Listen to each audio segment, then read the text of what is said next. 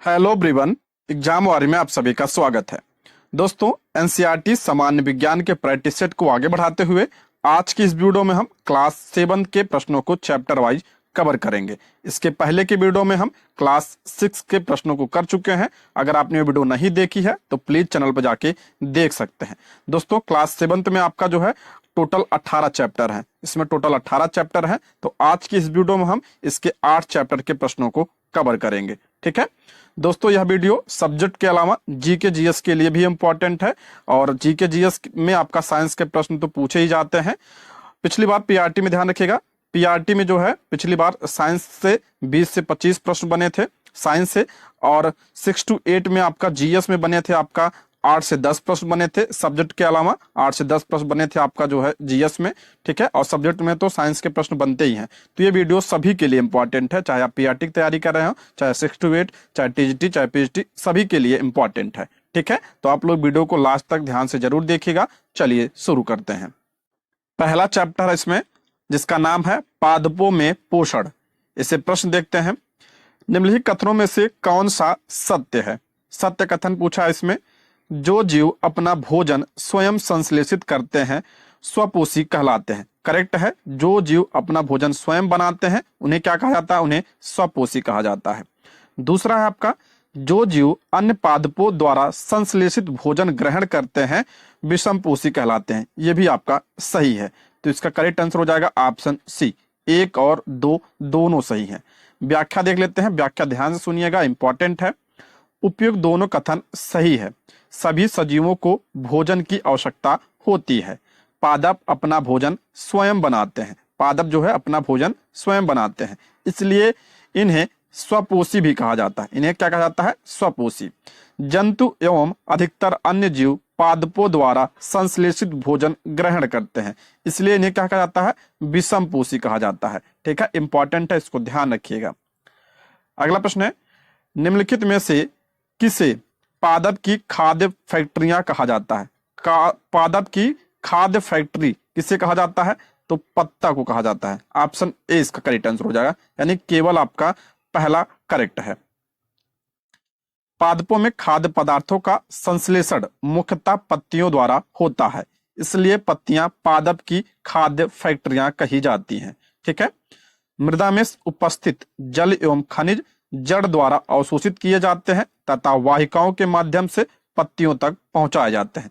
जल एवं खनिज का अवशोषण जो है किसके द्वारा किया जाता है? तो जड़ के द्वारा किया जाता है। ठीक है, नेक्स्ट, निम्नलिखित में से कौन से प्रकाश संश्लेषण के लिए आवश्यक है? कौन जो है प्रकाश संश्लेषण के लिए आवश्यक है? तो क्लोरोफिल भी आवश्यक है, सूर्य का प्रकाश भी आवश्यक है, कार्बन डाइऑक्साइड, जल भी आवश्यक है। ठीक है, तो यानी चारों आवश्यक है। तो ऑप्शन डी इसका राइट आंसर हो जाएगा। ऑप्शन डी इसका करेक्ट आंसर हो जाएगा। पत्तियों में हरा वर्णक होता है जिसे क्लोरोफिल कहते हैं। आप सभी को पता होगा, क्लोरोफिल की वजह से पत्तियों का रंग क्या होता है? हरा होता है। क्लोरोफिल सूर्य के प्रकाश की ऊर्जा का संग्रहण करने में पत्ती की सहायता करता है। क्लोरोफिल सूर्य के प्रकाश की ऊर्जा का संग्रहण करने में पत्ती की सहायता करता है। पौधे इस ऊर्जा का उपयोग जल एवं कार्बन डाइऑक्साइड से खाद्य संश्लेषण में करते हैं। यह खाद्य संश्लेषण सूर्य के प्रकाश की उपस्थिति में होता है, इसलिए इसे क्या कहा जाता है? इसीलिए इसे प्रकाश संश्लेषण कहा जाता है। सूर्य सभी जीवों के लिए ऊर्जा का मुख्य स्रोत है। आप सभी को पता होगा, सूर्य प्रकाश संश्लेषण का अनिवार्य हिस्सा है। सूर्य का प्रकाश जो है यह प्रकाश संश्लेषण के लिए अनिवार्य हिस्सा है, जिससे सभी जंतुओं को प्रत्यक्ष या अप्रत्यक्ष रूप से ऑक्सीजन तथा भोजन की प्राप्ति होती है। अगला प्रश्न है, प्रकाश संश्लेषण के संदर्भ में निम्नलिखित कथनों पर विचार कीजिए। पहला है, प्रकाश संश्लेषण की प्रक्रिया द्वारा ऑक्सीजन गैस तथा कार्बोहाइड्रेट बनता है। देखिए, हरे पौधे वायुमंडल से CO2 यानी कार्बन डाइऑक्साइड तथा मृदा से जल अवशोषित कर सूर्य के प्रकाश तथा क्लोरोफिल की उपस्थिति में ग्लूकोज यानी कार्बोहाइड्रेट का निर्माण करते हैं तथा ऑक्सीजन उप उत्पाद के रूप में बाहर निकलती है। और इस प्रक्रिया को क्या कहा जाता है? तो इस प्रक्रिया को प्रकाश संश्लेषण कहा जाता है। ठीक है, यानी प्रकाश संश्लेषण की प्रक्रिया में ऑक्सीजन गैस तथा कार्बोहाइड्रेट दोनों बनता है। ठीक है, पहला करेक्ट है। दूसरा आपका, पत्तियों के अलावा पादपों के दूसरे हरे भागों में भी प्रकाश संश्लेषण होता है। ये भी आपका करेक्ट है। तो इसका करेक्ट आंसर हो जाएगा आपका ऑप्शन सी, इसका राइट आंसर हो जाएगा। दोनों आपका सही है। पत्तियों के अलावा पादपों के दूसरे हरे भागों जैसे कि हरे तने एवं हरी शाखाओं में भी प्रकाश संश्लेषण की क्रिया संपन्न होती है, इसलिए आपका दूसरा भी सही होगा। ठीक है। पहला प्रश्न है, पादपों के संदर्भ में निम्नलिखित कथनों पर विचार कीजिए। पहला है, सभी पादप अपना भोजन स्वयं संश्लेषित करते हैं। सभी पादप अपना भोजन स्वयं नहीं बनाते हैं। ठीक है। अगला है, पादप मृदा में उपस्थित नाइट्रोजन जड़ों की सहायता से प्राप्त करते हैं। ये आपका करेक्ट हो जाएगा। जो पौधे होते हैं ये नाइट्रोजन कहां से प्राप्त करते हैं? तो जड़ से प्राप्त करते हैं। ठीक है।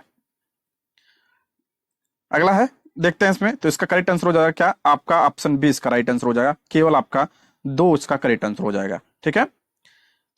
पहला कथन गलत है क्योंकि कुछ पादप ऐसे भी होते हैं जिनमें क्लोरोफिल नहीं पाया जाता है। कुछ पादप ऐसे होते हैं जिनमें क्लोरोफिल नहीं पाया जाता है, इसलिए वे अपना भोजन स्वयं संश्लेषित नहीं कर सकते हैं, जैसे कि अमरबेल। ये पॉइंट ध्यान रखिएगा। अपना भोजन स्वयं बनाने वाले पादप स्वपोषी कहलाते हैं, जबकि वे पादप जो अपना भोजन स्वयं नहीं बना पाते विषमपोषी कहलाते हैं। विषमपोषी पादप पौधे भोजन के लिए जिन पादपों पर निर्भर होते हैं वो पादप क्या होते हैं? परपोषी कहलाते हैं। नेक्स्ट, मिट्टी में उपस्थित कुछ जीवाणु गैसीय नाइट्रोजन को विलेय पदार्थों में परिवर्तित कर मृदा में निर्मुक्त कर देते हैं, जिससे पादप जड़ों की सहायता से जल के साथ अवशोषित कर लेते हैं, इसलिए आपका दूसरा करेक्ट हो जाएगा। अगला प्रश्न है, निम्नलिखित में से कौन सा पादप कीटों को पकड़कर अपना आहार प्राप्त करता है? ये अक्सर एग्जाम में पूछा जाता है, तो इसका राइट आंसर हो जाएगा आपका ऑप्शन सी, घटपर्णी। ऑप्शन सी इसका राइट आंसर हो जाएगा। कुछ पादप ऐसे होते हैं जो कीटों का भक्षण करते हैं, ऐसे पादप कीट भक्षी कहलाते हैं। घटपर्णी यानी पिचर पादप, वीनस फ्लाई ट्रैप तथा संड्यू कीट भक्षी पादप के उदाहरण है। ये उदाहरण भी ध्यान रखिएगा। ठीक है। अगला प्रश्न है, निम्नलिखित कथनों पर विचार कीजिए। पहला कह रहा है, वह पोषण जिसमें कुछ जीव एक दूसरे के साथ रहते हैं तथा अपना आवास एवं भोजन एक दूसरे के साथ बांटते हैं सहजीवी संबंध कहलाता है। करेक्ट है ये।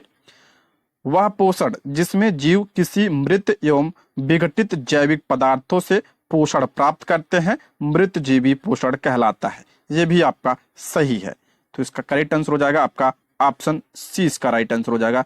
1 और 2 आपका दोनों करेक्ट है। उपयुक्त दोनों कथन आपका सत्य है।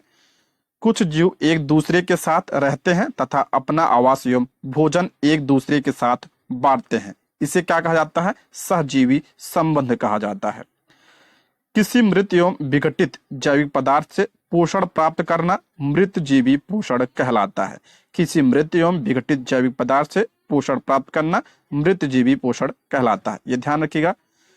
कवक मृत जीवी पोषण का उदाहरण है। कवक जो है किसका उदाहरण है? तो ये आपका मृत जीवी पोषण का उदाहरण है। ये उदाहरण भी ध्यान रखिएगा, पूछा जाता है।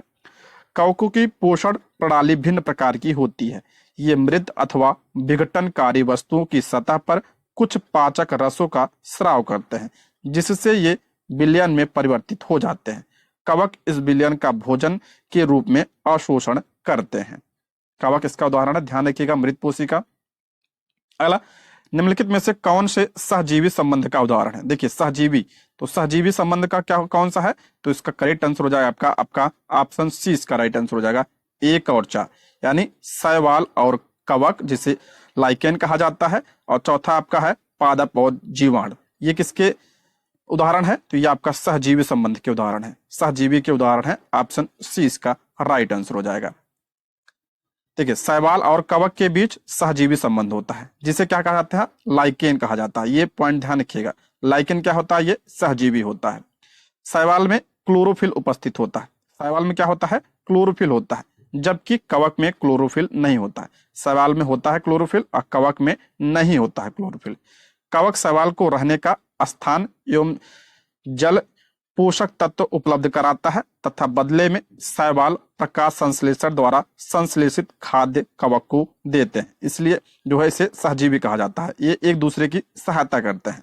जो कवक होता है, कवक शैवाल को रहने का स्थान, जल एवं पोषक तत्व देता है, और शैवाल क्या करता है, ये प्रकाश संश्लेषण द्वारा संश्लेषित खाद्य कवक को देता है, एक दूसरे की सहायता करते हैं। अगला है पादप और राइजोबियम जीवाणु भी सहजीवी संबंध का उदाहरण है। पादप और राइजोबियम जीवाणु ठीक है, पादप और जीवाणु भी सहजीवी संबंध का उदाहरण है। ये जीवाणु गैसीय नाइट्रोजन को विलेय पदार्थों में परिवर्तित कर देते हैं, परंतु राइजोबियम अपना भोजन स्वयं नहीं बना सकते। ये चना, मटर, मूंग, सेम तथा अन्य फलीदार पादपों की जड़ों में रहते हैं। ये पूछा जाता है कि दलहनी फसलों के जड़ों में क्या पाया जाता है, तो राइजोबियम पाया जाता है तथा उन्हें नाइट्रोजन की आपूर्ति करते हैं। इसके बदले पादप इन जीवाणुओं को आवास एवं खाद्य प्रदान करते हैं। ठीक है, एक दूसरे की सहायता करते हैं पादप और राइजोबियम जीवाणु। अगला प्रश्न है, पादप के किस भाग द्वारा प्रकाश संश्लेषण हेतु वायु से कार्बन डाइऑक्साइड ली जाती है? किस भाग द्वारा प्रकाश संश्लेषण हेतु वायु से कार्बन डाइऑक्साइड ली जाती है? तो रंध्र से। ऑप्शन 20 का करेक्ट आंसर हो जाएगा। पत्ती की सतह पर उपस्थित सूक्ष्म रंध्रों द्वारा वायु में उपस्थित कार्बन डाइऑक्साइड प्रवेश करती है। यह रंध्र द्वार कोशिकाओं द्वारा घिरे होते हैं। ठीक है, नेक्स्ट, प्रकाश संश्लेषण प्रक्रम द्वारा पौधे कार्बोहाइड्रेट का संश्लेषण करते हैं। यह कार्बोहाइड्रेट निम्नलिखित में से किससे मिलकर बना होता है? देखिए, प्रकाश संश्लेषण के द्वारा किसका निर्माण होता है, तो कार्बोहाइड्रेट यानी ग्लूकोज का निर्माण होता है। और ग्लूकोज का फार्मूला क्या होता है, C6H12O6। तो इसमें क्या क्या है, इसमें आपका कार्बन है, हाइड्रोजन है और ऑक्सीजन है। कार्बन, हाइड्रोजन और ऑक्सीजन। तो इसके लिए ऑप्शन 20 का करेक्ट आंसर हो जाएगा। ठीक है, ऑप्शन 20 का राइट आंसर हो जाएगा। अगला प्रश्न है, दालों की फसल के संबंध में निम्नलिखित कथनों पर विचार कीजिए। पहला कह रहा है, दालों की फसलों के लिए उन्हें मृदा में नाइट्रोजनी उर्वरक देने की आवश्यकता नहीं पड़ती है। कारण है क्योंकि दालों की फसल मृदा से नाइट्रोजन ग्रहण नहीं करती है, बल्कि कुछ विशेष जीवाणु फसलों को नाइट्रोजन प्रदान करते हैं। तो इसका करेक्ट आंसर हो जाएगा आपका ऑप्शन ए, इसका राइट आंसर हो जाएगा। ऑप्शन ए इसका करेक्ट आंसर हो जाएगा। कथन और कारण दोनों सत्य है और कारण कथन की सही व्याख्या भी करता है। ऑप्शन ए इसका राइट आंसर हो जाएगा। यहां समझते हैं, अधिकतर दालें फलीदार पादपों से प्राप्त होती हैं। कुछ जीवाणु जो राइजोबियम कहलाते हैं, वायुमंडलीय नाइट्रोजन को विलेय पदार्थों में परिवर्तित कर देते हैं। ये जीवाणु चना, मटर, मूंग तथा अन्य फलीदार पादपों की जड़ों में रहते हैं तथा उन्हें नाइट्रोजन की आपूर्ति करते हैं। इसके बदले पादप राइजोबियम जीवाणु को आवास एवं खाद्य प्रदान करते हैं और यह सहजीवी संबंध का उदाहरण है। अभी हमने पीछे ही पढ़ा था। ठीक है, अगला चैप्टर आपका प्राणियों में पोषण। इससे पहला प्रश्न है, स्टारफिश यानी तारा मछली। तारा मछली के संदर्भ में निम्नलिखित में से कौन सा कथन सत्य है? तारा मछली के बारे में पूछा है यहाँ पे। देखिए, ये जो है एग्जैक्ट एनसीईआरटी से उठाए गए हैं सारे प्रश्न। एनसीईआरटी की अगर पुस्तक उठा के देखेंगे तो सारे जो है एग्जैक्ट वहीं से लिए गए हैं। ठीक है, स्टारफिश के बारे में दिया है, इसका आहार कैल्शियम कार्बोनेट के कठोर कवच वाले जंतु होते हैं। यह आपका सही है, इसका आहार जो है कैल्शियम कार्बोनेट के कठोर कवच वाले जंतु होते हैं। भक्षण के लिए ये कवच खोलने के बाद अपने मुख से आमाशय बाहर निकालती है तथा जंतु के कोमल भाग को खाती है। ये भी आपका करेक्ट है। ऑप्शन सी इसका राइट आंसर हो जाएगा। दोनों सही है, स्टारफिश के बारे में दोनों आपका करेक्ट है। ठीक है, नेक्स्ट, पाचन तंत्र के संदर्भ में निम्नलिखित कथनों पर विचार कीजिए। इंपॉर्टेंट प्रश्न है ये। पाचक रस सरल पदार्थों को जटिल बनाता है जो पाचन में सहायक है। तो ये आपका गलत है। अमाशय की आंतरिक भित्ति, क्षुद्रांत तथा आहार नाल से संबंध ग्रंथियां पाचक रस स्रावित करती हैं। तो ये आपका जो है सही है। तो इसमें क्या पूछा है, असत्य पूछा यानी गलत पूछा है। तो पहला आपका गलत है, ऑप्शन ए इसका राइट आंसर हो जाएगा। केवल एक आपका क्या है, गलत है। देखिए, पहला असत्य है क्योंकि पाचक रस जटिल पदार्थों को सरल बनाता है। ठीक है, जटिल पदार्थों को क्या बनाता है, सरल बनाता है। आहार नाल एवं संबंध ग्रंथियां मिलकर पाचन तंत्र का निर्माण करती हैं। अमाशय की आंतरिक भित्ति, क्षुद्रांत तथा आहार नाल से संबंध ग्रंथियां पाचक रस स्रावित करती हैं, जो पाचन में सहायता प्रदान करती हैं। इसलिए आपका दूसरा सही है। अला निम्नलिखित में से कौन सा सही है? पहला कह रहा है यकृत। यकृत शरीर की सबसे बड़ी ग्रंथि है, करेक्ट है, ये पूछा जाता है। शरीर की सबसे बड़ी ग्रंथि कौन सी? तो यकृत होती है। यकृत पित्त रस स्रावित नहीं करती, ये गलत है। पित्त रस का स्राव कहां से होता है? तो यकृत से होता है। तो ये आपका जो है दूसरा गलत है। तीसरा दिया आपका पित्त रस वसा के पाचन में महत्वपूर्ण भूमिका निभाता है। मोस्ट इंपॉर्टेंट है ये। पित्त रस जो है वसा के पाचन में महत्वपूर्ण भूमिका निभाता है, ये आपका सही है। इसलिए आपका हो जाएगा ऑप्शन बी। इसमें क्या पूछा है? सही कथन, तो ऑप्शन बी। पहला और तीसरा आपका क्या है? सही है। दूसरा आपका गलत था, क्योंकि यकृत पित्त रस का श्रावण करता है, जो एक थैली में संग्रहित होता है। इसे पित्ताशय कहते हैं। पित्त रस कहाँ पे संग्रहित होता है? तो पित्ताशय में। ये सारे प्रश्न बनते हैं अलग अलग से, ठीक है, तो ध्यान रखिएगा। जितने भी कथन है ये अलग से प्रश्न है। अगला प्रश्न है, रूमिनेंट अथवा रोमंथी जंतुओं के संदर्भ में निम्नलिखित कथनों में कौन सा कथन सही पूछा है? इसमें कौन सा कथन सही है? रूमिनेंट में अमाशय 4 भागों में बटा होता है, करेक्ट है। रूमेन में भोजन का आंशिक पाचन हो जाता है, सही है। बाद में जंतु इसे छोटे छोटे पिंडकों के रूप में मुख में लाता है तथा इसे चबाता है। इसे रोमंथन यानी जुगाली करना कहते हैं। ये आपका सही है। तो इसका करेक्ट आंसर हो जाएगा आपका ऑप्शन डी, इसका राइट आंसर हो जाएगा। ऑप्शन डी इसका करेक्ट आंसर हो जाएगा। देखिए, उपयुक्त सभी कथन आपका सही है। घास खाने वाले जंतु वास्तव में पहले घास को जल्दी जल्दी निगल कर अमाशय के एक भाग में भंडारित कर लेते हैं। आपने देखा होगा, जैसे गाय भैंस हो गई, बकरी हो गई, ये सारी चीजें। यह भाग रूमेन यानी प्रथम अमाशय कहलाता है। यह भाग क्या कहलाता है? प्रथम अमाशय, जिसे रूमेन कहा जाता है। रूमिनेंट में अमाशय 4 भागों में बटा होता है। कितने भागों में? 4 भागों में। रूमेन में भोजन का आंशिक पाचन होता है, जिसे जुगाल या कड़ कहते हैं, परंतु बाद में जंतु इसको छोटे छोटे पिंडकों के रूप में पुनः मुख में लाता है, जिससे वह चबाता है। इस प्रक्रम को रोमंथन यानी जुगाली करना कहते हैं। पहले क्या होता है? जुगाल, उसके बाद क्या होता है? जुगाली। पहले कड होता है, उसके बाद क्या होता है? रोमंथन होता है। तथा ऐसे जंतु रूमिनेंट अथवा रोमंथी कहलाते हैं। जो जुगाली करते हैं उन्हें क्या कहा जाता है? उन्हें रोमंथी या रूमिनेंट जंतु कहते हैं। ये पॉइंट ध्यान रखिएगा, ये एग्जाम में पूछा जा सकता है, इंपॉर्टेंट है, एनसीईआरटी में दिया है। घास में सेलुलोज की मात्रा होती है, सही बात है। घास में क्या होता, किसकी मात्रा? तो ये आपका सेलुलोज की मात्रा होती है, जो इस प्रकार का कार्बोहाइड्रेट है। एक प्रकार का क्या है? सेलुलोज कार्बोहाइड्रेट है। अनेक जंतु एवं मानव सेलुलोज का पाचन नहीं कर पाते हैं, इसी कारण ये घास नहीं खाते हैं, ठीक है। इसलिए मानव क्या करता है? घास नहीं खाता, क्योंकि वो सेलुलोज का पाचन नहीं कर पाता है। और जो जानवर है वो आपका सेलुलोज का पाचन कर लेते हैं। रुमिनेंट्स में क्षुद्रांत एवं बृहदांत के बीच एक थैलीनुमा बड़ी संरचना होती है, जिसे अंछाल कहते हैं। तो क्षुद्रांत यानी छोटी आंत, बृहदांत मतलब बड़ी आंत, इनके बीच एक थैलीनुमा बड़ी संरचना होती है, जिसे अंछाल कहते हैं। भोजन के सेलुलोज का पाचन यहाँ पर कुछ जीवाणुओं द्वारा किया जाता है, जो मनुष्य के आहार नाल में अनुपस्थित होता है। यहाँ आहार होगा, आहार नाल में क्या होता है? ये अनुपस्थित होता है, अंछाल, ठीक है। नेक्स्ट, अमीबा के संबंध में निम्नलिखित कथनों पर विचार कीजिए। देखिए, अमीबा के बारे में यहाँ पे दिया है। पहला है, यह जलाशयों में पाए जाने वाला एक कोशिकीय जीव है। दूसरा है, अमीबा अपनी आकृति एवं स्थिति निरंतर बदलता रहता है।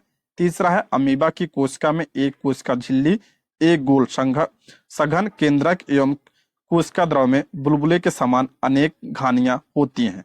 तो इसका करेक्ट आंसर हो जाएगा आपका ऑप्शन डी। तीनों सही अमीबा के बारे में, ऑप्शन डी इसका राइट आंसर हो जाएगा। यानी अमीबा के संबंध में उपयुक्त तीनों कथन आपका सत्य है। यह जलाशयों में पाए जाने वाला एक कोशिकीय जीव। अमीबा क्या है? एक कोशिकीय है, ये पूछा जाता है, जो अपनी आकृति एवं स्थिति निरंतर बदलता रहता है। इसकी कोशिका में एक कोशिका झिल्ली, एक गोल सघन केंद्रक एवं कोशिका द्रव में बुलबुले के समान अनेक घानियां उपस्थित होती हैं। नेक्स्ट आपका मिलान करना, अंग दिया है और विशेषता दिया है। यहाँ पे हम इसको देख लेते हैं। तो इसका करेक्ट आंसर हो जाएगा आपका ऑप्शन 20 का राइट आंसर हो जाएगा। ऑप्शन 20 का राइट आंसर हो जाएगा। यानी अमाशय का क्या होगा? ये अम्ल का निर्मोचन करता है। छोटी आंत तो छोटी आंत की विशेषता क्या है? तो आपका हो जाएगा दूसरे का आपका दूसरा, पचे भोजन का रुधिर वाहिकाओं में अवशोषण, ये कौन करता है? छोटी आंत।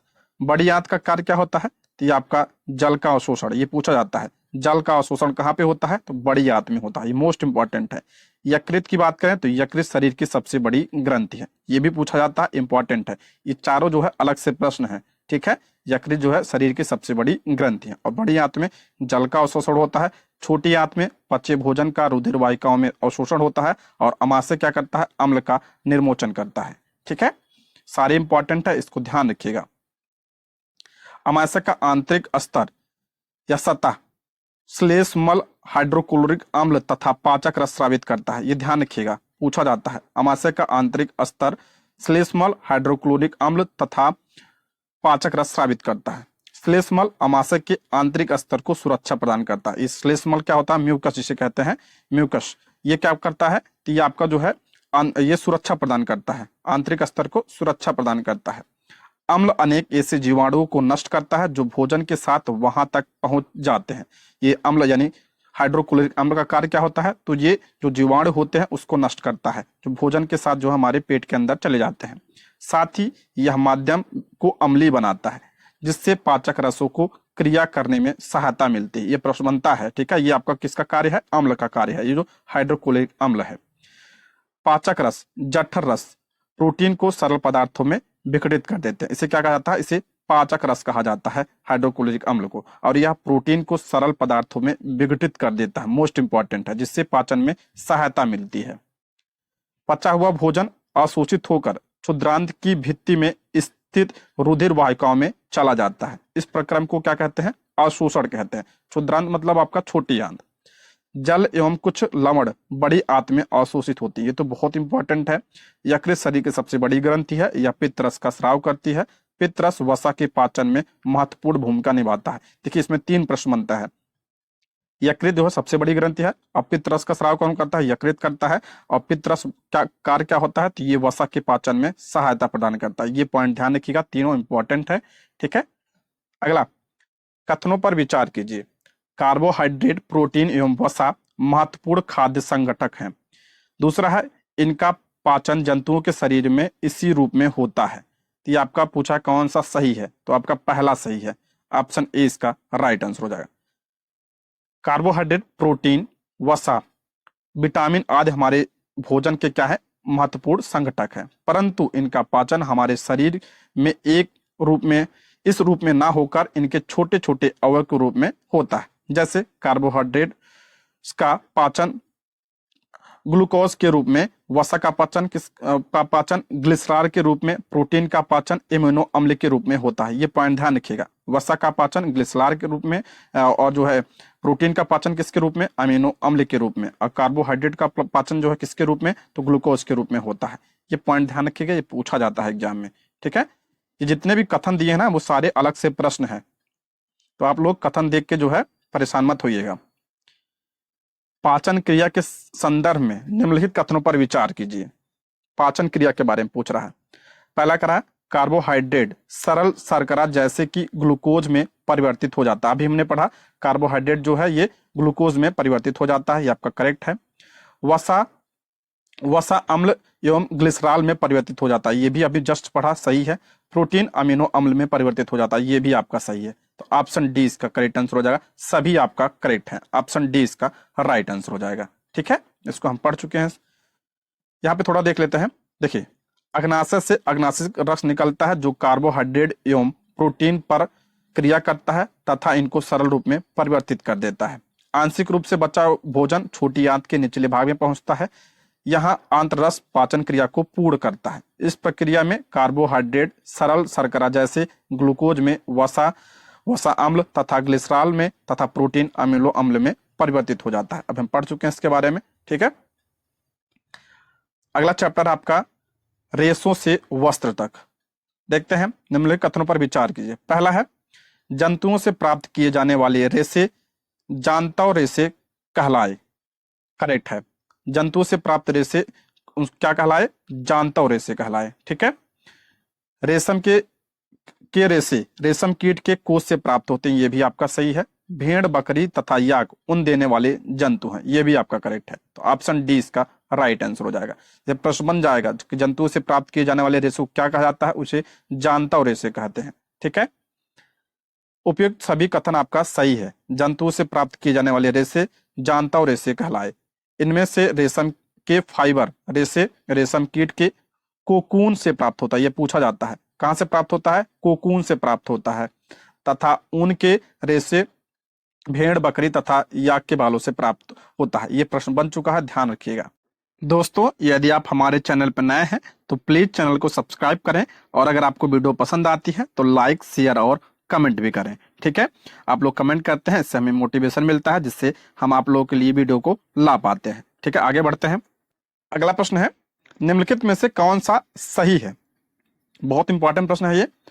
अंगोरा ऊन को अंगोरा नस्ल की बकरियों से प्राप्त किया जाता है, करेक्ट है। अंगोरा नस्ल की बकरियां कश्मीर के पहाड़ी क्षेत्रों में पाई जाती हैं, ये भी आपका सही है। अंगोरा नस्ल की जो बकरियां होती हैं कश्मीर के पहाड़ी क्षेत्रों में पाई जाती हैं। अगला है, पश्मीना शॉल अंगोरा नस्ल की बकरियों की त्वचा पर उपस्थित मुलायम बालों यानी फर से बनाई जाती है, ये आपका गलत हो जाएगा। तो ऑप्शन ए इसका राइट आंसर हो जाएगा। पहला और दूसरा आपका करेक्ट है। तीसरा गलत है, क्योंकि कश्मीर की मशहूर पश्मीना शॉल कश्मीरी बकरियों की त्वचा पर उपस्थित मुलायम बालों से बनाई जाती है, ना कि अंगोरा से। ठीक है, अंगोरा ऊन को अंगोरा नस्ल की बकरियों से प्राप्त किया जाता है, जो जम्मू एवं कश्मीर के पहाड़ी क्षेत्रों में पाई जाती हैं। इसलिए आपका पहला और दूसरा करेक्ट हो जाएगा। इसको ध्यान रखिए, प्रश्न बना है। नेक्स्ट, रेशम के संदर्भ में निम्नलिखित कथनों पर विचार कीजिए। यह भी बहुत इंपॉर्टेंट प्रश्न है, अक्सर एग्जाम में पूछा जाता है। रेशम कीट पालन को क्या कहते हैं? सेरीकल्चर कहते हैं, ये आपका सही है, मोस्ट इंपॉर्टेंट। रेशम फाइबर प्रोटीन से बने होते हैं, ये करेक्ट है। जो रेशम रेशा होता है वो प्रोटीन से बना होता है, ये भी सही है। रेशम के रेशे रेशम कीटों से प्राप्त होते हैं, ये भी करेक्ट है। तो ऑप्शन डी इसका राइट आंसर हो जाए। 1, 2 और 3 तीनों आपका करेक्ट है। ठीक है, इंपॉर्टेंट है, इसको ध्यान रखिएगा। भारत में रेशम उत्पादन से संबंध विभिन्न प्रकार के उद्योगों में महिलाओं की महत्वपूर्ण भूमिका है, ये भी ध्यान रखिएगा। रेशम कीट पालन कोकून कोष से रेशम को निकालने और कच्चे रेशम से वस्त्र निर्माण आदि कार्य अधिकतर महिलाओं द्वारा किया जाता है। रेशम उत्पादन में भारत विश्व के अग्रणी राज्यों में से एक है, ये पॉइंट भी आप ध्यान रखिएगा। ठीक है, रेशम के संदर्भ में निम्नलिखित कथनों में से कौन सा कथन आपका सही है? इसका मृदु रेशा यानी सूत्र स्टील के तार जितना मजबूत होता है। दूसरा है, टसर, मूगा तथा कोसा रेशम की किस्में हैं। इसमें पूछ रहा है कौन सा आपका सही है? ऑप्शन सी, दोनों सही है। ये पूछा जाता है, मोस्ट इंपॉर्टेंट है ये। टसर, मूगा तथा कोसा ये आपका रेशम की जो है क्या है, किस्में हैं। ऑप्शन सी इसका राइट आंसर हो जाएगा। देखिए, उपयुक्त दोनों कथन आपका सत्य है। जो मृदु रेशा होता है वो स्टील के तार जितना मजबूत होता है। रेशम कीट अनेक किस्म के होते हैं जो एक दूसरे से काफी अलग अलग दिखाई देते हैं, और उनको प्राप्त करने वाला रेशा रेशम का धागा गठन अर्थात रुचता, चिकनाहट, चमक आदि से भिन्न होता है। अतः जो है टसर रेशम, मूगा रेशम, कोसा रेशम तथा अन्य प्रकार के रेशम जो है ये रेशम की किस्में हैं। ठीक है, ये पॉइंट ध्यान रखिएगा। और रेशम कीट जो है सहतूत रेशम कीट है। सबसे सामान्य रेशम कीट कौन सा है? सहतूत रेशम कीट है। अगला प्रश्न है, रेशम की खोज सर्वप्रथम भारत में हुई। रेशम की खोज सर्वप्रथम भारत में हुई, गलत है।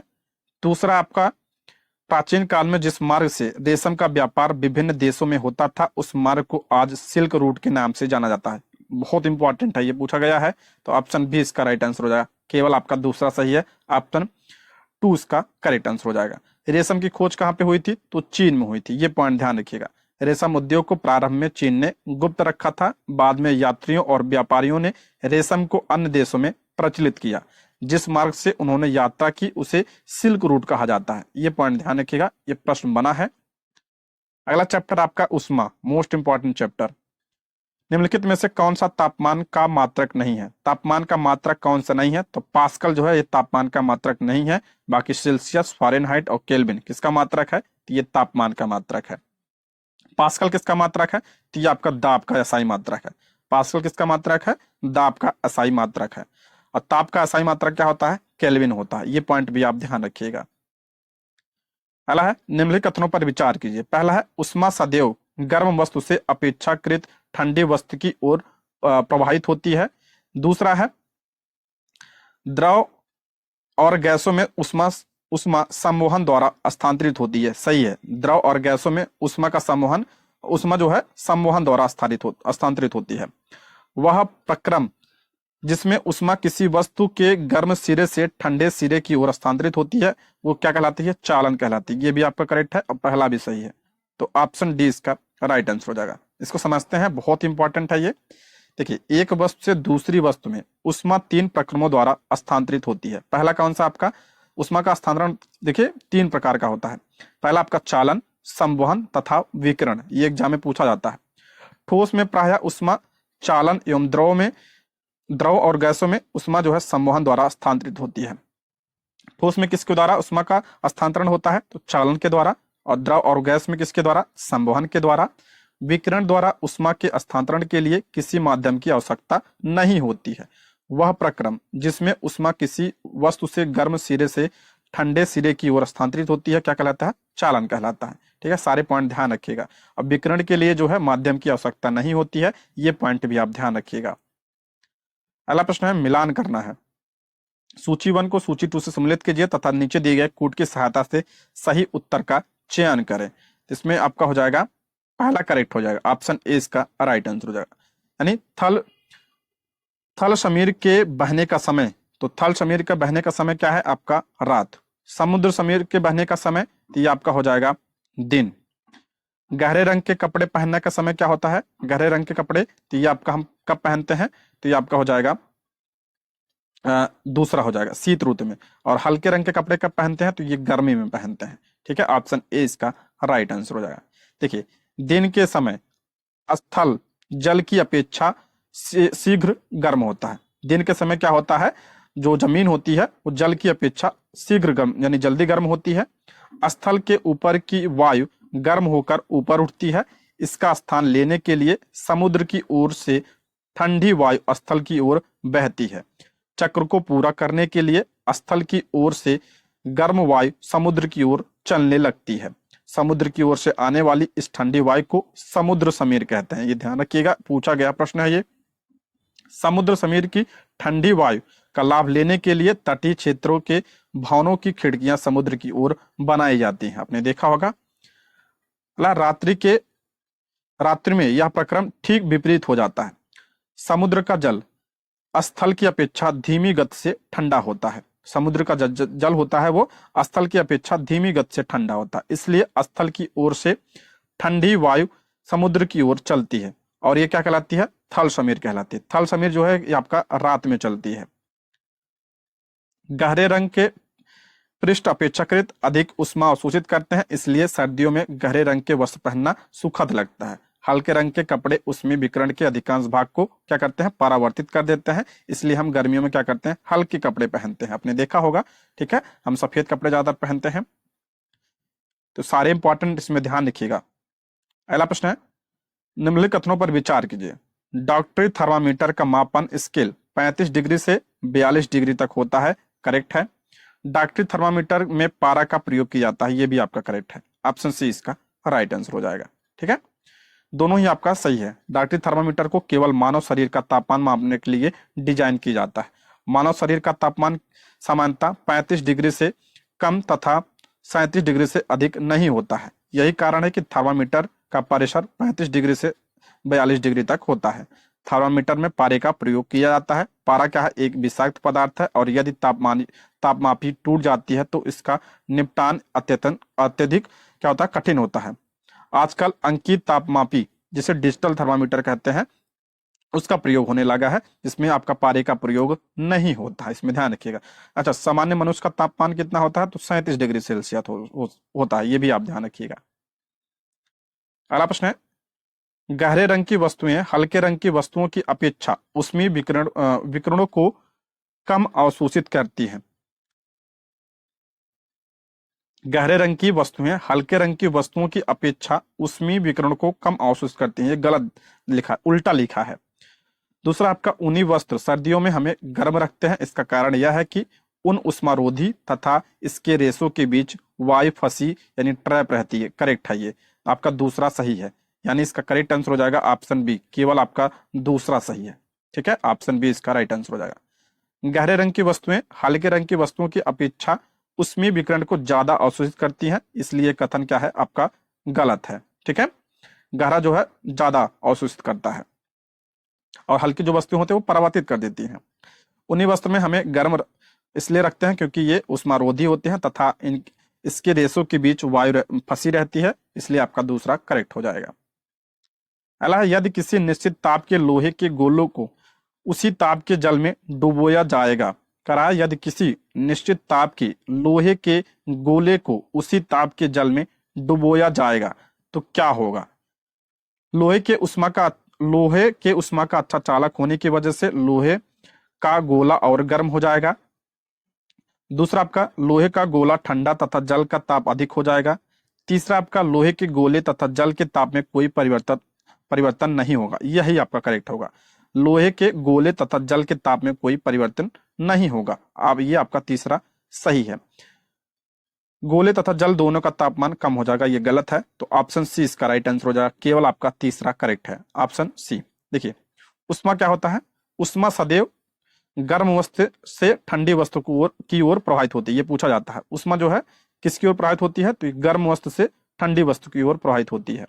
चूंकि लोहे का गोला एवं जल समान ताप पर है, अतः उष्मा का प्रवाह किसी भी दिशा में नहीं होगा। ये पॉइंट ध्यान रखिएगा, इससे जो है इसलिए जो है दोनों का तापमान क्या होगा, अपरिवर्तित रहेगा। ठीक है, ये पॉइंट ध्यान रखिएगा, एग्जाम में पूछा जाता है। अगला प्रश्न है, स्टेनलेस इस्पात की कढ़ाई में प्रायः कॉपर यानी तांबे की तली लगाई जाती है, इसका कारण क्या होता है। तो ऑप्शन डी इसका राइट आंसर हो जाएगा, स्टेनलेस इस्पात की अपेक्षा तांबा उष्मा का क्या होता है, अच्छा चालक होता है, इसलिए लगाई जाती है। ऑप्शन डी इसका राइट आंसर हो जाएगा। अगला चैप्टर आपका आम्ल क्षारक और लवण, ये बहुत इंपॉर्टेंट चैप्टर है। ये भी मिलान करना है, आम्ल का नाम दिया है और पदार्थों का नाम दिया है जिसमें पाया जाता है।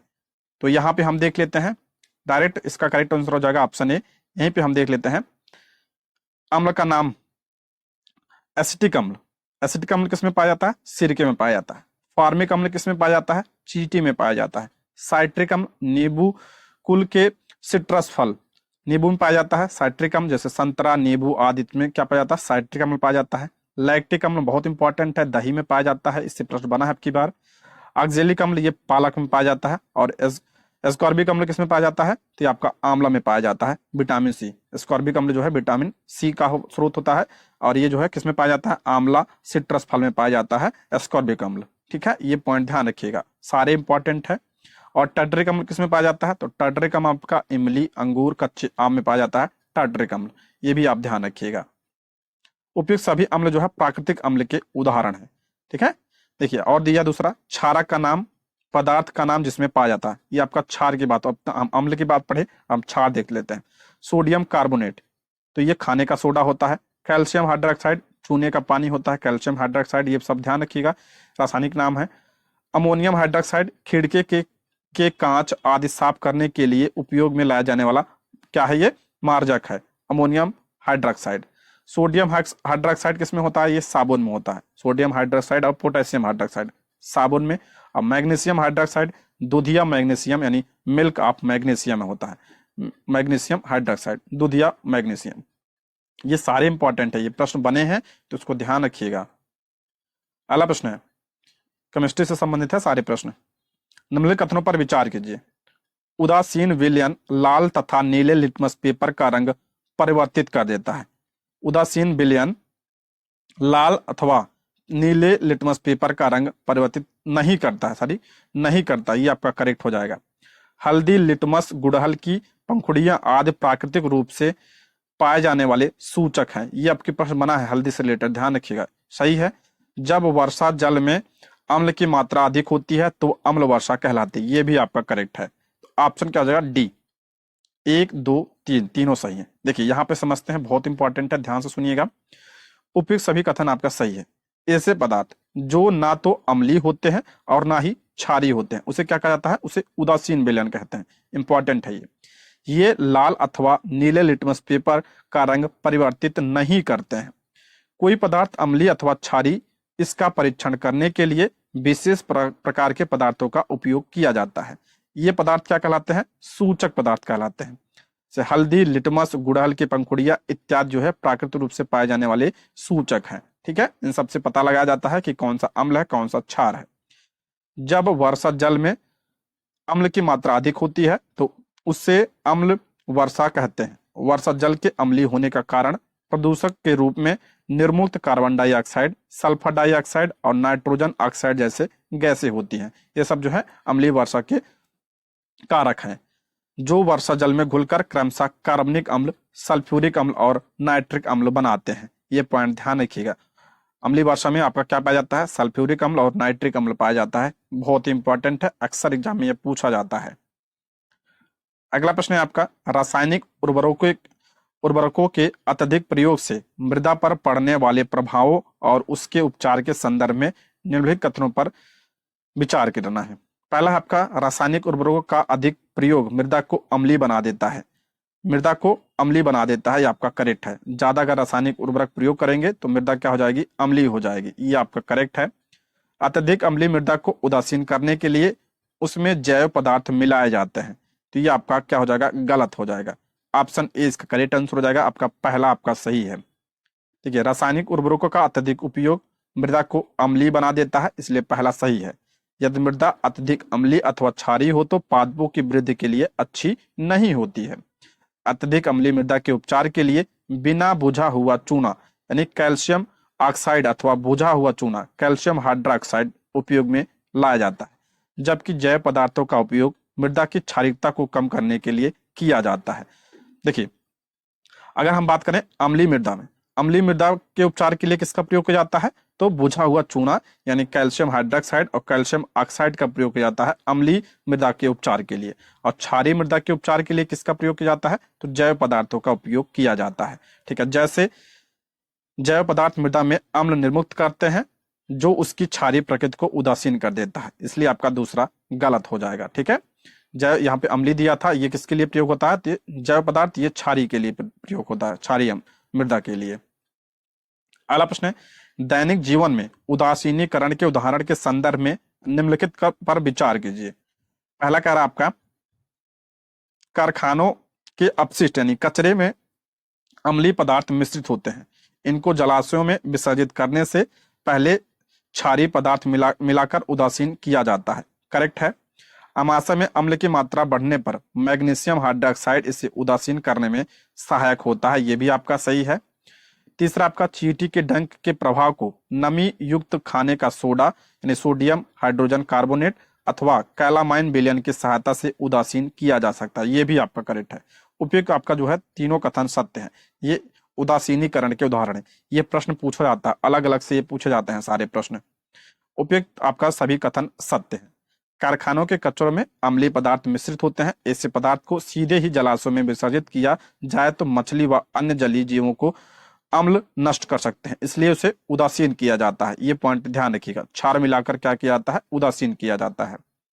अगला है, अमाशय में हाइड्रोक्लोरिक अम्ल पाया जाता है जो भोजन के पाचन में सहायक होता है, अभी हमने पढ़ा था, परंतु इसकी अधिकता से अपाचन हो जाता है। इस स्थिति में से मुक्त पाने के लिए मैग्नीशियम जैसा कोई प्रति अम्ल लेते हैं जिसमें मैग्नीशियम हाइड्रोक्साइड होता है जो अत्यधिक अम्ल के प्रभाव को उदासीन कर देता है। ठीक है, ये पॉइंट ध्यान रखिएगा, ये पूछा गया प्रश्न है। चींटी के डंक के प्रभाव को नमी युक्त खाने का सोडा तथा कैलामाइन विलयन की सहायता से उदासीन किया जा सकता है जिसमें जिंक कार्बोनेट होता है। ये सारे पॉइंट ध्यान रखिएगा, बहुत इंपॉर्टेंट है। अगला प्रश्न है, हमारे दंत क्षय हेतु अम्ल जिम्मेदार होते हैं। करेक्ट है।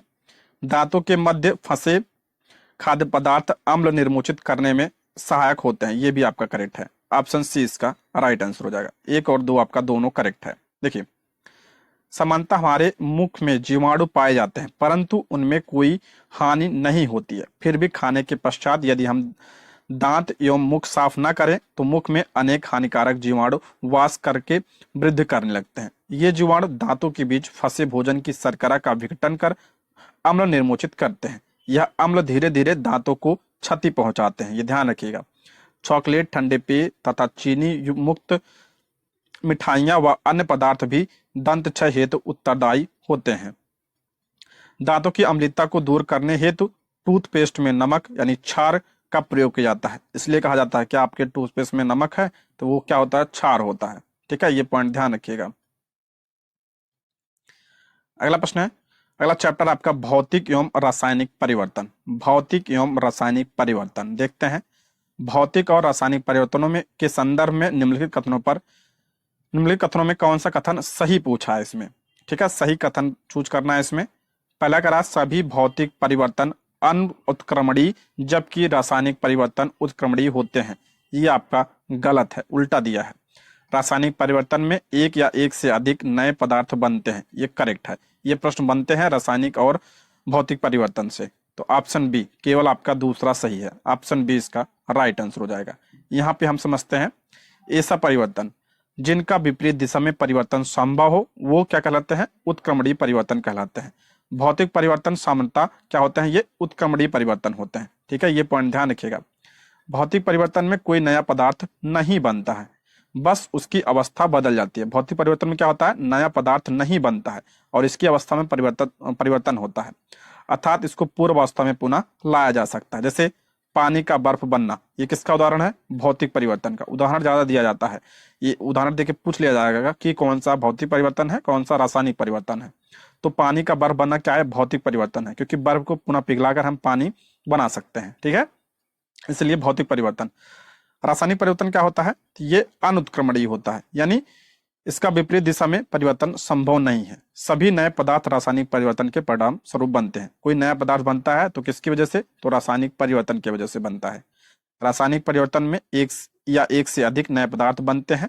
इस दौरान ध्वनि का उत्पन्न होना, उष्मा, प्रकाश अथवा किसी अन्य प्रकार के विकिरण का निर्मुक्त अथवा अवशोषित होना, किसी गंध का बनना या उसमें परिवर्तन होना भी हो सकता है। ठीक है, आपका दूसरा इसलिए करेक्ट है। रासायनिक परिवर्तन में बात करें अगर हम, जैसे दूध से दही बनना, ठीक है, तो ये क्या है, आपका रासायनिक परिवर्तन है। अब दूध से तो हम दही से हम दूध को बना ही नहीं सकते, यही आपका पूछा जाता है ऐसे, तो ये क्या है, रासायनिक परिवर्तन है। अगला देखिए, प्रश्न पूछ लिया है, प्रश्न आया है, भौतिक परिवर्तन का उदाहरण पूछा है इसमें, कौन सा भौतिक परिवर्तन का उदाहरण है। तो पहला दिया है कागज को फाड़ना, रंग में परिवर्तन, हाइड्रोजन और ऑक्सीजन का मिलकर जल बनना, और चौथा आपका कागज का जलना। नीचे दिए गए कूट में सही उत्तर का चयन करें। भौतिक परिवर्तन पूछा है तो ऑप्शन ए इसका राइट आंसर हो जाएगा। पहला आपका करेक्ट है, बस कागज को फाड़ना क्या है, भौतिक परिवर्तन है। बाकी आपका क्या है, रासायनिक परिवर्तन। निश्चित रूप से कागज को फाड़कर पुनः उसे जोड़ा नहीं जा सकता, लेकिन इससे टुकड़े के गुणों में कोई परिवर्तन नहीं होता। भौतिक परिवर्तन में यह भी होता है, उसके गुण में परिवर्तन भी हो जाता है, अतः भौतिक परिवर्तन का उदाहरण है। अन्य सभी क्या है, रासायनिक परिवर्तन के उदाहरण है। ठीक है, ये पॉइंट ध्यान रखिएगा। अला निम्नलिखित कथनों पर विचार कीजिए। पहला, ओजोन का विघटन एक रासायनिक परिवर्तन है। दूसरा है, ओजोन पराबैंगनी विकिरण को अवशोषित कर लेती है। ये करेक्ट है, दोनों सही है। मोस्ट इंपॉर्टेंट प्रश्न है, ऑप्शन सी इसका राइट आंसर हो जाएगा।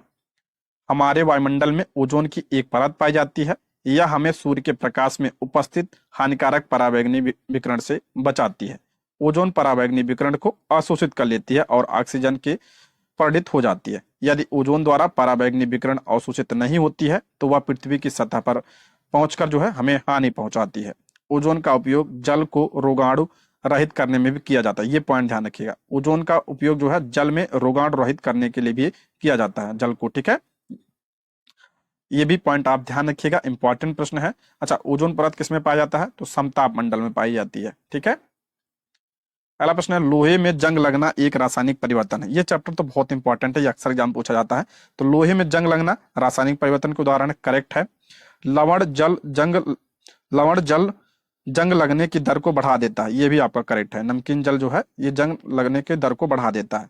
ऑप्शन सी इसका राइट आंसर हो जाएगा। पहला और दूसरा आपका दोनों करेक्ट है। ठीक है, देखिए, लोहे को जंग से बचाने हेतु जस्ता, ये पूछा जाता है, जस्ता की परत चढ़ाई जाती है। इस प्रक्रम को यसद लेपन या गैल्वेनाइजेशन कहते हैं, गैल्वनीकरण कहते हैं इसको। जो जंग ना लगे इसके लिए किसका प्रयोग किया जाता है, जस्ता का लेप किया जाता है, जिसे यसद लेपन कहते हैं। हिंदी इंग्लिश दोनों ध्यान रखिएगा, बहुत बार प्रश्न बना है ये। स्टेनलेस स्टील लोहे में कार्बन और क्रोमियम, निकेल तथा मैग्नीज जैसे धातुओं को मिलाकर बनाया जाता है, इसमें जंग नहीं लगता। ये भी प्रश्न बना है कि स्टेनलेस स्टील जो है इसमें क्या मिलाया जाता है, तो इसमें क्रोमियम, निकेल तथा मैग्नीज मिलाया जाता है। ये पॉइंट भी आप ध्यान रखिए, प्रश्न बन चुका है।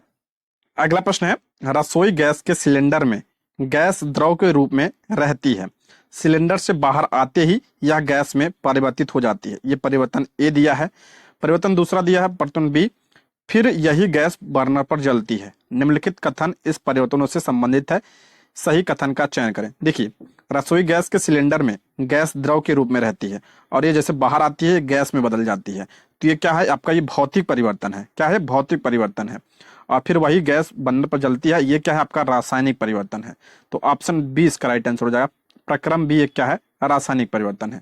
ऑप्शन बी इसका करेक्ट आंसर हो जाएगा।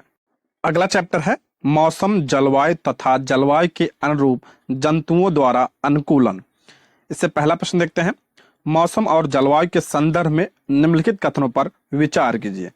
पहला है, किसी स्थान पर तापमान, आर्द्रता, वर्षा, वायु वेग आदि के संदर्भ में वायुमंडल की प्रतिदिन की परिस्थिति उस स्थान का मौसम कहलाती है। ये करेक्ट है, ये मौसम की परिभाषा है। किसी स्थान के मौसम की लंबी अवधि में एकत्रित आंकड़ा के आधार पर बना मौसम का पैटर्न उस स्थान की जलवायु कहलाता है। उपयुक्त कथनों में से कौन सा कथन सही है? दोनों कथन आपका करेक्ट है।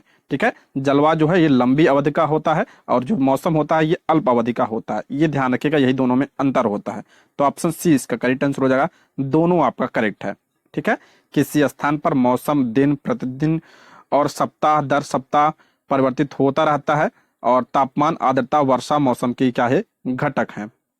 जबकि किसी स्थान के मौसम की लंबी अवधि में एकत्रित आंकड़े के आधार पर बना मौसम का पैटर्न उस स्थान की जलवायु कहलाता है। ये पॉइंट ध्यान रखिएगा, बहुत ही इंपॉर्टेंट है। ठीक है, यदि किसी स्थान का तापमान अधिकांश समय उच्च रहता है तो यह कहा जाता है कि उस स्थान की जलवायु कैसी है, तो गर्म है। भारत में मौसम की रिपोर्ट भारत मौसम विज्ञान विभाग द्वारा तैयार की जाती है। अगला प्रश्न है, ध्रुवीय क्षेत्रों के संदर्भ में निम्नलिखित कथनों पर विचार कीजिए। पहला है, यहाँ 6 महीने के दिन और 6 महीने की रात होती है। करेक्ट है। ये क्षेत्र सदैव बर्फ से ढके रहते हैं तथा सर्दियों में तापमान -37 डिग्री तक हो जाता है। ये करेक्ट है। ये भी साइबेरिया के क्षेत्र में होता है। ये यहाँ ध्रुवीय भालू, पेंगुइन और रेंडियर पाए जाते हैं। ये भी करेक्ट है, पूछा गया प्रश्न है।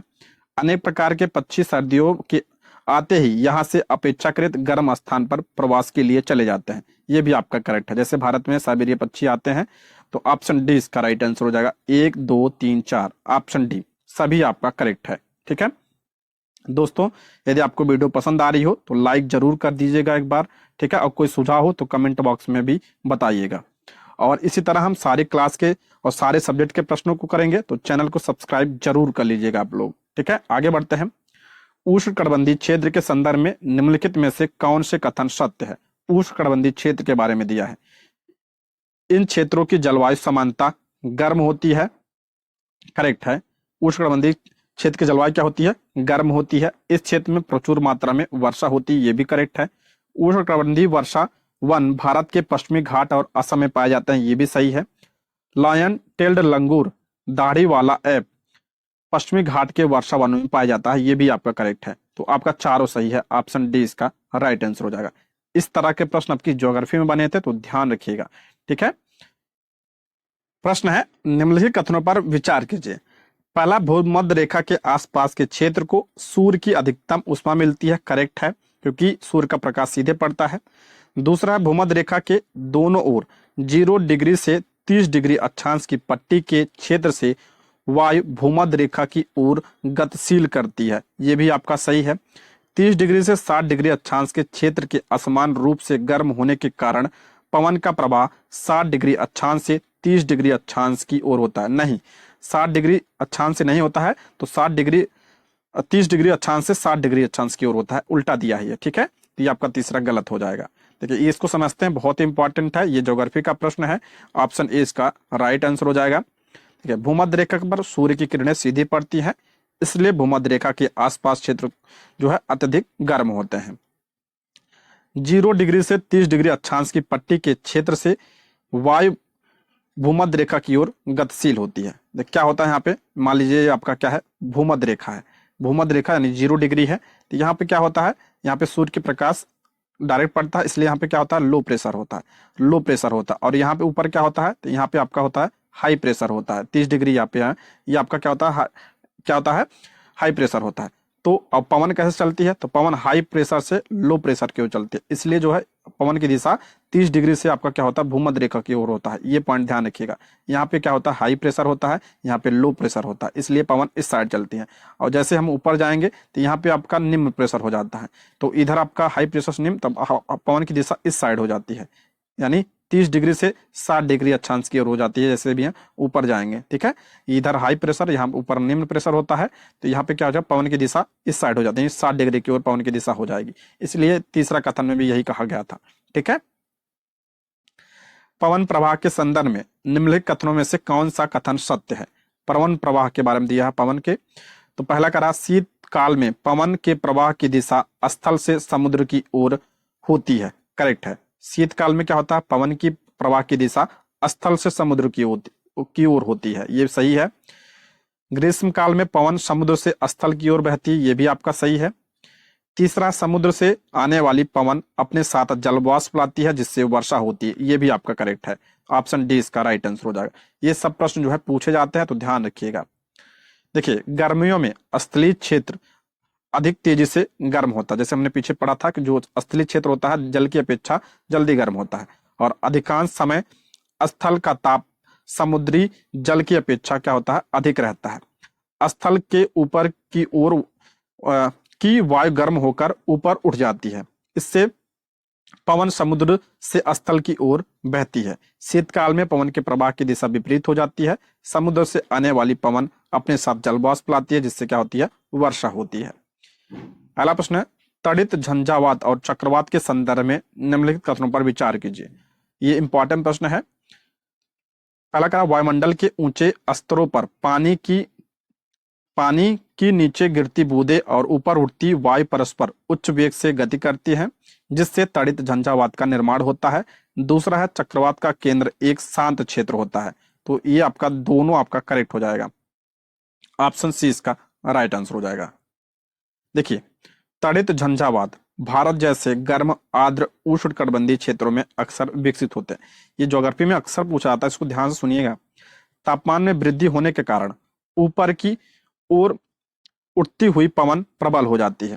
पवन वायु में पहले से विद्यमान जल की बूंदों को अपने साथ ऊपर की ओर ले जाती है, जहां ताप कम होने के कारण वे जम जाती हैं और पुनः नीचे की ओर गिरने लगती हैं। गिरती हुई बूंदें और तीव्र वेग से ऊपर उठती हुई वायु की परस्पर क्रिया से बिजली यानी तड़ित कौंधती है, जिससे ध्वनि उत्पन्न होती है। यह घटना तड़ित झंझावात कहलाती है। ये पॉइंट ध्यान रखिएगा।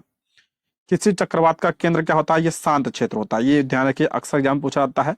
इसे झंझा का नेत्र कहते हैं। आपका कथन दूसरा इसलिए सही है। कोई विशाल चक्रवात वायुमंडल में वायु का तेजी से घूर्णन करता पिंड होता है, जो पृथ्वी तल से लगभग 10 से 15 किलोमीटर की ऊंचाई पर स्थित होता है। चक्रवात का नेत्र का व्यास लगभग 10 से 30 किलोमीटर तक होता है। यह बादलों से मुक्त क्षेत्र होता है, जिससे पवन का वेग क्या होता है, न्यून होता है।